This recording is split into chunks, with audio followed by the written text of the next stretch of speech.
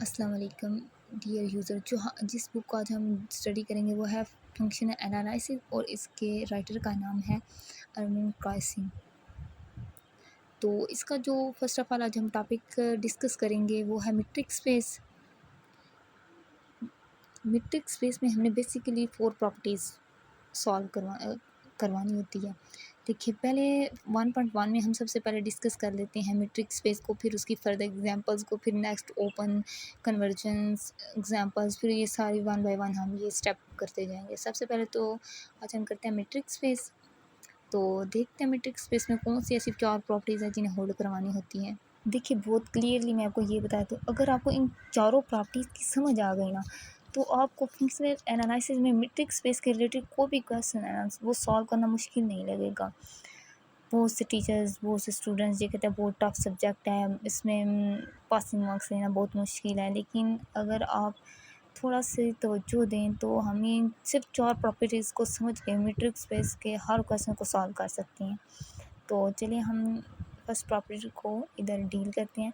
देखिए, first property में उन्होंने क्या बोला है कि हमने जो है ना, फर्स्ट प्रॉपर्टी में हमें नॉन नेगेटिव शो करवाना होता है। अगर मैं आपको मतलब सिंपल सी ट्रिक बताऊँ तो ये देखिए, ये हमारे पास क्वेश्चन लिखा हुआ है, ये वाला ये क्वेश्चन लिखा हुआ है, इसे हमने फर्स्ट प्रॉपर्टी शो करवानी है। अब देखिए, फर्स्ट प्रॉपर्टी में हमने ना सिंपल पता क्या करना होता है, ये ऐसे किया और ग्रेटर और इक्वल का साइन डाला, हमने जस्ट मॉड ख़त्म करना है इसके साइडों से और डी का निशान लगा देना है। और ये ज़रूर याद रखना है, ये सब के साथ डालते हैं for all Z1 Z2 belong to complex. अगर यहाँ पे कम्प्लेक्स नंबर उन्होंने क्वेश्चन में पूछा है तो कम्प्लेक्स नंबर लिखना है, अगर उन्होंने रियल बोला है तो रियल लिखना है। तो यहाँ पे उन्होंने कम्प्लेक्स बोला हुआ है तो हमने यहाँ पे क्या लिखा है, कम्प्लेक्स नंबर।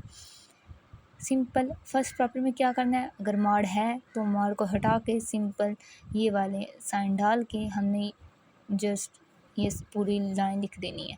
तो इसका मतलब ये शो हो जाएगा कि ये जो है ना नॉन नेगेटिव है। हाँ, अगर क्वेश्चन कुछ इस टाइप का आता है, फॉर एग्जांपल कोई क्वेश्चन इस टाइप का आ जाता है हमारे पास, देखें अब आप कहेंगे कि इसमें तो मॉड है ही नहीं है, मॉड नहीं है और नीचे भी डिनोमिनेटर में भी कोई टर्म है, तो हम इसे कैसे सॉल्व करेंगे। देखें, ये लिखी है हमने, टर्म लिखी है, हमने सिंपल क्या करना है, इसको 1+t इंटू XY लिख के डिवाइड करवा देना है। जब डिवाइड करवाएंगे दोनों साइड में, जैसे अगर ज़ीरो से होगी तो ख़त्म हो जाएगी, अगर इससे होगी तो ये कैंसिल हो जाएंगी और सिंपल ये हमारे पास रह जाएगा।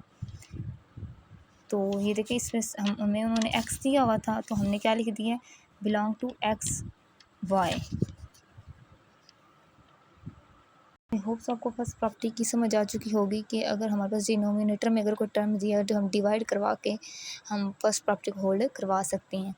देखिए, कुछ इसमें होते हैं जिन्हें हमें लिखना बहुत इंपॉर्टेंट होता है। मैं उन के गिर लाइनें लगाती हूँ ताकि आपको समझ आ जाए कि किन किन लाइनों को लिखना लाजमी होता है फर्स्ट प्रॉपर्टी में। देखिए, ये जो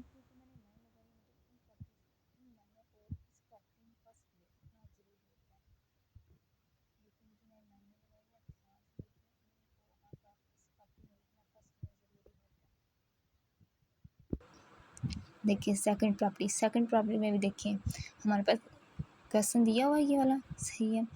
अब ये जो मॉड है ना, हमने सिंपल मॉड को ख़त्म करना है और Z1 और Z2 लिख देना है। सही है, मॉड हमने ख़त्म कर दिया है, Z1 और Z2 लिख दिया है। अब देखिए, Z2 इधर माइनस हो रहा है, जब इधर आएगा तो क्या हो जाएगा, प्लस हो जाएगा। तो सिंपल ये सेकंड प्रॉपर्टी हमारे पास होल्ड कर गई है। देखिए, ये जो साइन होता है ना, इफ़ एंड ओनली इफ़, ये वाला साइन भी यूज़ करना इस प्रॉपर्टी में लाजमी होता है और ये चीज़ तो हर प्रॉपर्टी में यूज़ करनी होती है।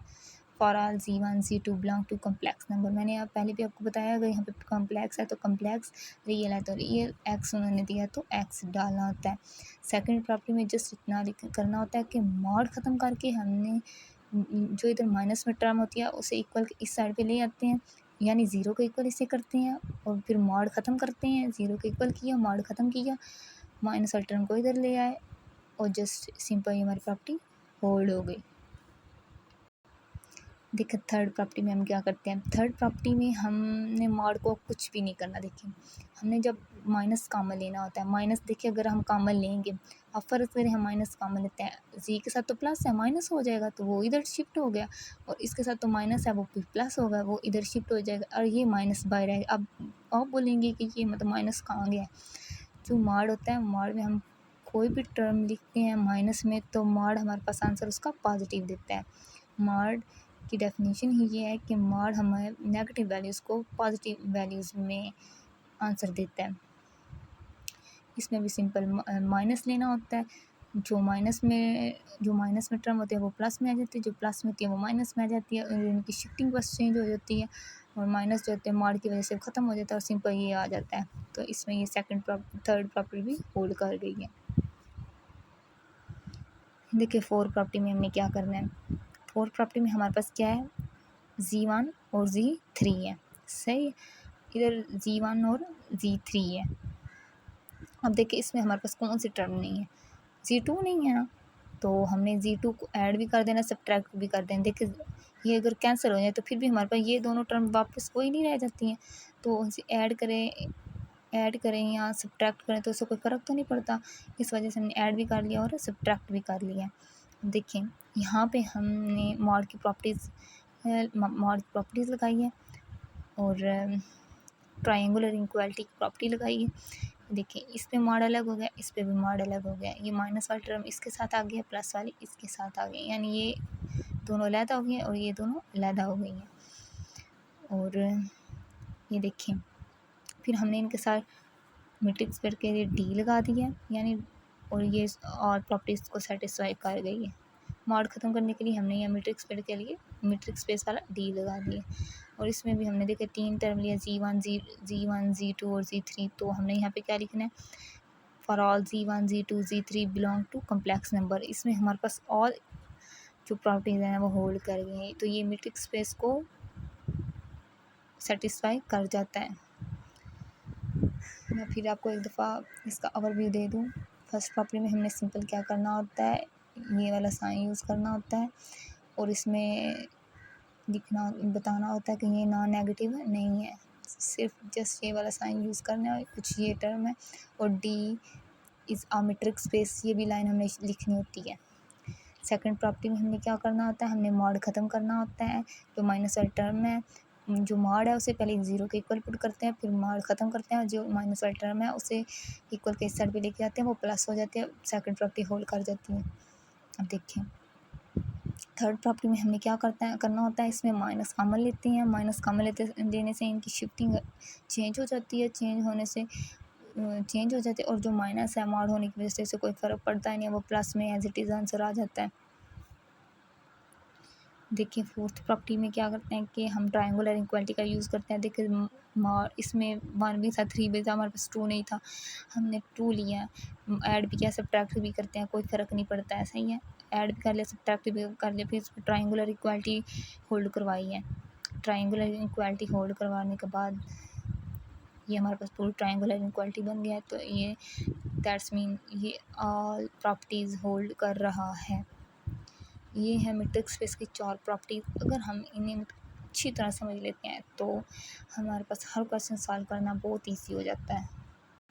देखिए मैट्रिक्स स्पेस की पहली प्रॉपर्टी में हमारे पास क्या था, हमने नॉन नेगेटिव शो करवाना है, नॉन नेगेटिव शो हो गया। दूसरा हमने 0 का इक्वल पुट करना है। देखिए हमने 0 का इक्वल पुट किया, जो माइनस वाली टर्म थी इधर प्लस में ले आए, सिंपल। हर प्रॉपर्टी में ऐसे करना है, ये एक ट्रिक समझे। अब देखिए ये दूसरी थर्ड प्रॉपर्टी में क्या करना है, हमने इनकी जो है ना शिफ्टिंग वो चेंज कर देनी है। अब देखिए तीसरी प्रॉपर्टी में शिफ्टिंग भी चेंज हो गई है। फोर्थ प्रॉपर्टी में सेम हमने ऐसे करना है, एक्स और जी लेना है, यानी Z1 और Z3 लेना था। यहाँ पे आपको कंफ्यूजन ना हो कि हमने Z1 और Z3 क्यों लिया, क्योंकि ये हमने फोर्थ प्रॉपर्टी को देखा है, पहले 1 थी और एंड वाली 3rd थी, फिर 1 फिर 2 फिर 2 फिर 3, तो सेम हमने ये ऐसे किया। ये देखिए पहले में 1 और 3 थी, पहले में 1 और 3 है, दूसरे में क्या है 1 और 2 है, दूसरे में 1 और 2, तीसरे में क्या है 2 और 3 है, तो तीसरे में क्या है 2 और 3 है। आई होप आपको समझ आ चुकी होगी। अगर फिर भी कोई कन्फ्यूज़न है तो आप कमेंट सेक्शन में पूछ सकते हैं।